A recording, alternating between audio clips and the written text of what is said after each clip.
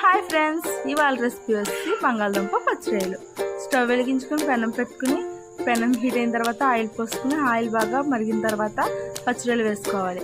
పచ్చిరొయ్యలు, పసుపు, ఉప్పు వేసుకుని బాగా వేపుకోవాలి. వేగిన తర్వాత ఉల్లిపాయలు, పచ్చిమిరపకాయలు వేసుకుని బాగా మగ్గించుకోవాలి. మగ్గిన తర్వాత కొంచెం అల్లం వెల్లుల్లి పేస్ట్ కూడా వేసుకుని పచ్చివాసన పోయేదాకా వేపుకోవాలి.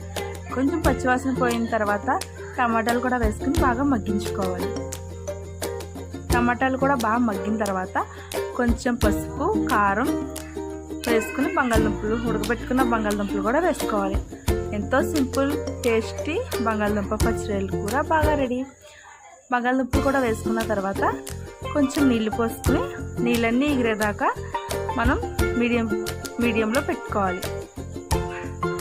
అంతే, ఎంతో టేస్టీగా గుమగుమలాడే బంగాళదుంప పచ్చిరొయ్యలు రెడీ. మీరు కూడా ట్రై చేయండి.